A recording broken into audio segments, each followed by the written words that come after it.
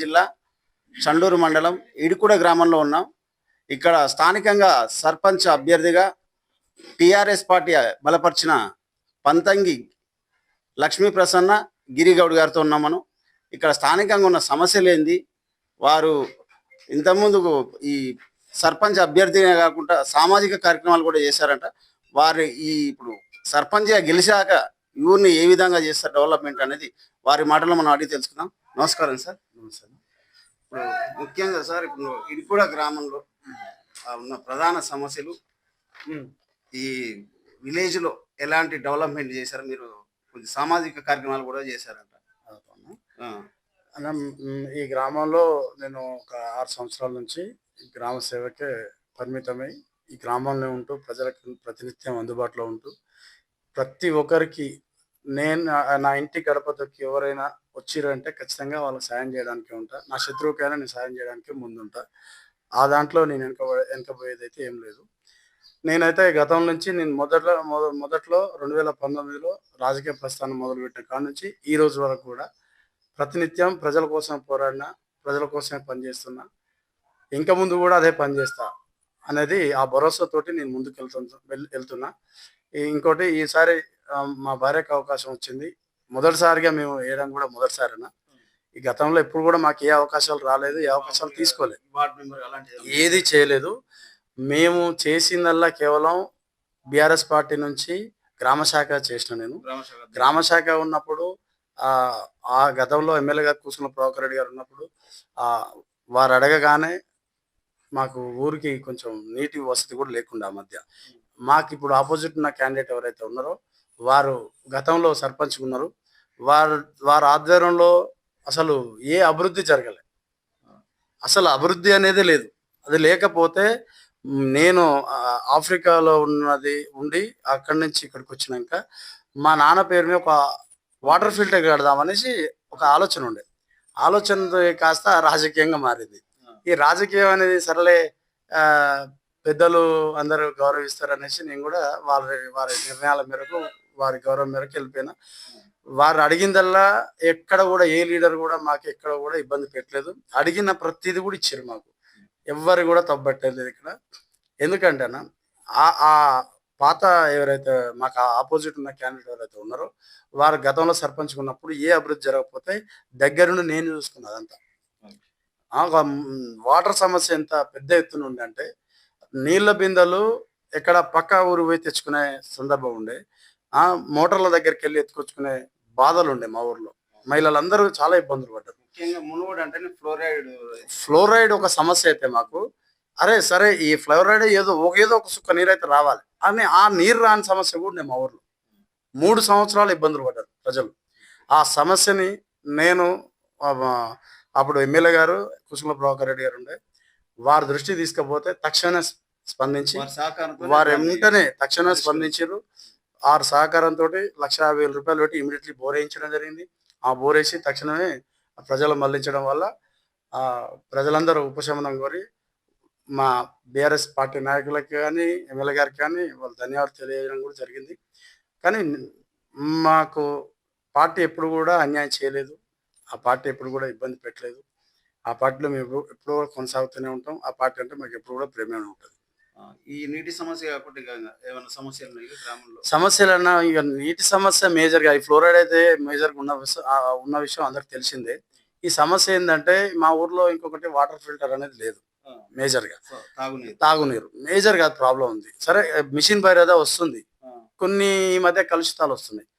కేసీఆర్ గారు బ్రహ్మాండమైనటువంటిది అది తలపెట్టారు. కానీ ఈ మధ్యలో కేసీఆర్ గారు ఉన్నప్పుడు 100% సక్సెస్ అయింది, అది అందరు కూడా మెచ్చారు. కానీ మధ్యలో వర్క్ చేసే వాళ్ళ మరి లేకపోతే ఎవరి ప్రాబ్లం కానీ వాటర్ అనేది కొంచెం కలుషితం రావడం వల్ల ప్రజలు కొంచెం ఇబ్బంది, మెయింటెనెన్స్ సరిగా లేకనో ఇంకెట్లనో ప్రజలు ఇబ్బంది పడుతున్నారు అని చెప్పేసి నాకు కూడా అనిపించి ఏం చేసిన, ఈసారి గెలిస్తే ఖచ్చితంగా వాటర్ ఫిల్టర్ అనేది నా ధ్యేయం. నేను ఎప్పటి నుంచో అనుకుంటున్నా.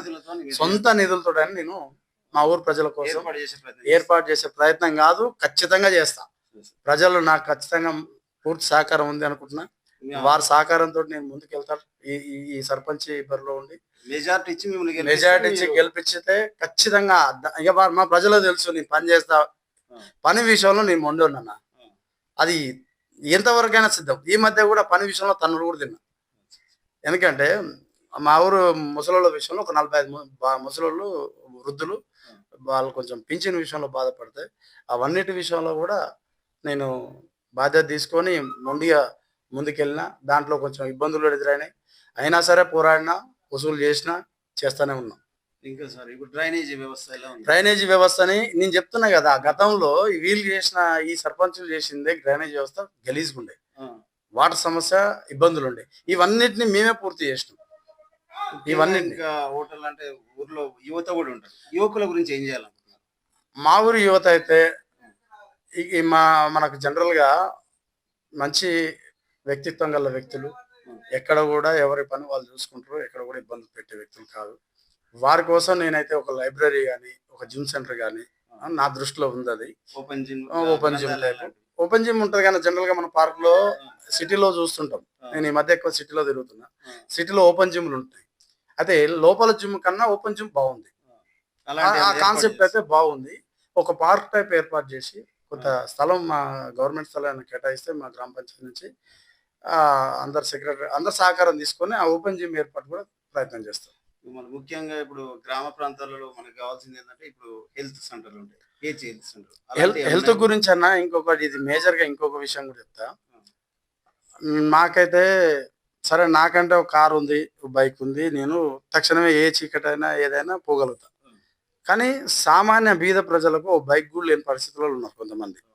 వారి కోసం అవసరమైతే నా సొంత నిధులతో అయినా సరే ఒక అంబులెన్స్, మా ఊరు వరకు స్పెషల్ అంబులెన్స్ ఏర్పాటు చేయడానికి కూడా సిద్ధంగా ఉన్నాం. అది అది నా కళ. 1 water filter, 2 open gym, 3 ambulance. ఇవి 3 అయితే ప్రజలకు బెస్ట్ ఉంటుందని నేను అనుకుంటున్నా. ఇక మేజర్గా అయితే మేము డ్రైనేజీ వాటర్ క్లియర్ చేసుకోగలిగినాం. సీసీ రోడ్లు 90% పూర్తయినాయి మా ఊర్లో. వాటర్ సమస్య అయితే అంతా క్లియర్ చేసేసినాం.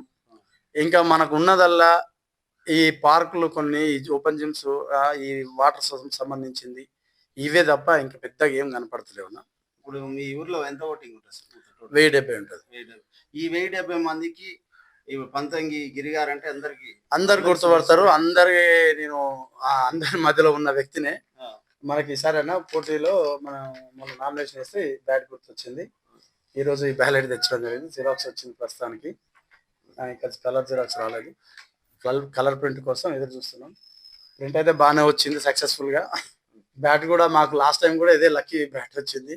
అదే లక్కీ ఈసారి కూడా అదే వచ్చింది. అంటే లాస్ట్ టైం మేము సపోర్ట్ చేసిన క్యాండిడేట్ ఎవరైతే ఉన్నారో అది ఇదే బ్యాట్ గుర్తుతో గెలిచిండు. మేము కూడా అదే లక్కీగా మాకు కూడా వచ్చింది. అదే లక్కీ అనుకుంటున్నాం మేమైతే.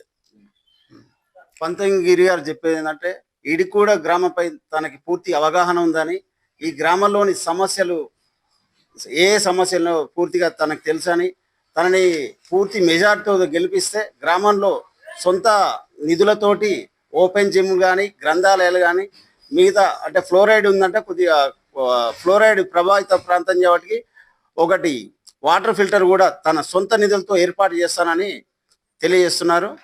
సరే, అదేవిధంగా ఈ గ్రామ ప్రజలు పంతంగి గిరి గారిని ఎన్నుకొని సర్పంచ్గా నిలబెడతారని కోరుకుంటుంది 90.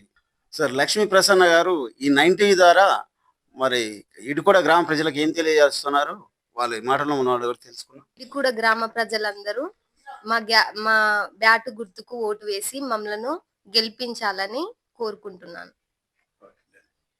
నా యొక్క భాగస్వామి అయిన లక్ష్మీ ప్రసన్న గారికి మా పాల్వై శ్రావంతి మేడం గారు అవకాశం ఇచ్చి, ధైర్యం ఇచ్చి ముందుకు సాగిపోని చెప్పి ముందుకు నడిపించినటువంటి మేడం గారికి, పార్టీ కార్యకర్తలకు, బీఆర్ఎస్ నాయకులకు, పూసుకున్న ప్రభాకర్ రెడ్డి గారికి, మంత్రి జగదీశ్వర్ రెడ్డి గారికి, మాజీ మంత్రి జగదీశ్వర్ రెడ్డి గారికి ప్రత్యేక ధన్యవాదాలు తెలియజేస్తూ మాకు ఈ అవకాశం కల్పించమని ఇడికూడ గ్రామ ప్రజల్ని మరీ వేడుకుంటూ, మీకు సేవ చేయడానికే ఉన్నాం తప్ప పదవుల కోసం వ్యామోహం అయితే మాకు లేదు. గతంలో నుంచి కూడా మేము ఇదే చెప్తున్నాం. ఏ పదవులు లేకుండా కూడా మేము పనిచేసుకుంటూ వస్తున్నాం. మళ్ళీ కూడా పనిచేస్తూనే ఉంటాం. ఎంతో కొంత మనకు ఈ సర్పంచ్ అనేది ఒక పదవి ఉంటే ఈ పనులు ఇంకెక్కువ జరుగుతాయన్న ఒక చిన్న ఆశతోటి తప్ప ఈ పని చేయలేక కాదు, లేకపోతే పదవి ఉంటేనే పనులు చేయాలి, పదవి లేకుండా పని చేయొద్దు అనేది ఏముండదు మా దగ్గర. పదవి ఉన్నా లేకున్నా మేము 100% ప్రజలకు పనిచేస్తాం. ఇదైతే నేను జెన్యూన్‌గా చెప్తున్నా. నా మనసులో మాట ఇది.